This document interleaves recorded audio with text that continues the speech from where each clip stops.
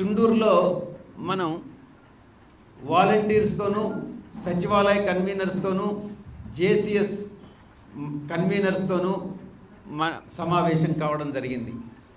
ఆ సమావేశంలో వాలంటీర్స్ దగ్గర నుంచి, సచివాలయ కన్వీనర్స్ దగ్గర నుంచి, జేసీఎస్ ఇన్ఛార్జెస్ దగ్గర నుంచి ఫీడ్బ్యాక్ కూడా తీసుకోవడం జరిగింది.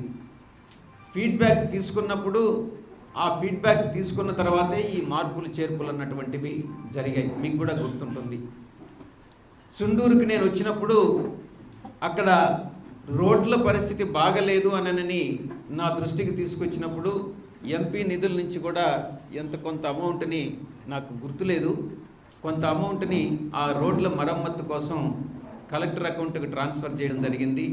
ఆ యొక్క పనులు కూడా పూర్తయి ఉంటాయని నేను అనుకుంటాను. ఒకవేళ పూర్తి కానట్లయితే అది నేను ఫాలోఅప్ చేస్తానని మీ అందరికీ కూడా సభాముఖంగా తెలియజేస్తాను. ఇంకా ఏదైనా కానీ అవసరాలుంటే, ఇంకా ఏదైనా పనులు కానీ ఉంటే మీరు మీ యొక్క సమన్వయకర్త అశోక్ బాబు గారితో మీరు కానీ డిస్కస్ చేసి నాకు తెలియజేసినట్లయితే నేను పార్టీ అధ్యక్షుల వారితో చర్చించి డిస్కస్ చేసి ఆ సమస్యల్ని పరిష్కరించేటటువంటి అవకాశం మీరు ఇవ్వాల్సిందిగా మీ అందరికీ కూడా విజ్ఞప్తి చేసుకుంటా ఉన్నా.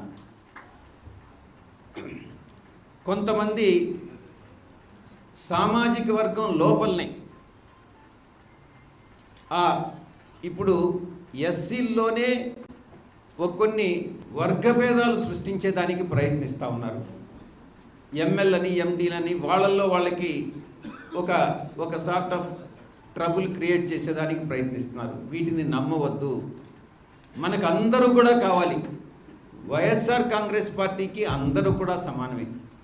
ఏ ఒక్కరిని కూడా మనం నిర్లక్ష్యం చేసేటటువంటి అవకాశం లేదు.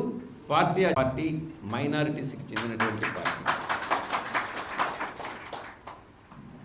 మీరందరూ కూడా ఒక్క విషయాన్ని పరిశీలించవచ్చు. రాబోయేటటువంటి 2-3 రోజుల్లో గతంలో తెలుగుదేశం పార్టీ ఎలాగైతే బీజేపీతో అనుసంధానమైందో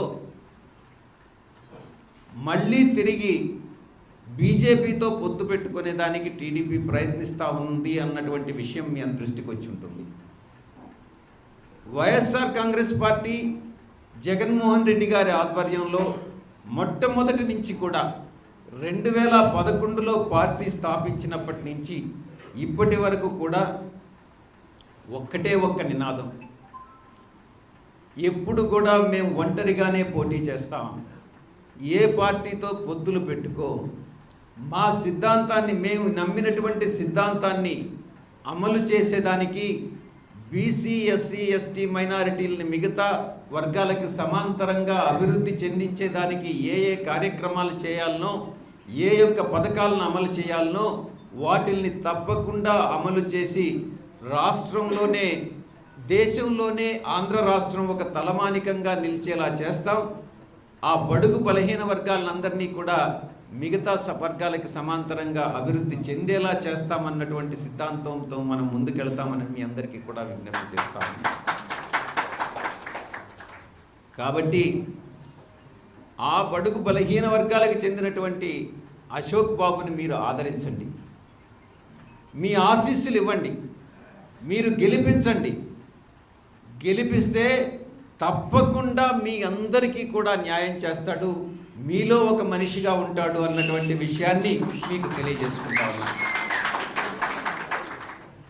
మొట్టమొదటి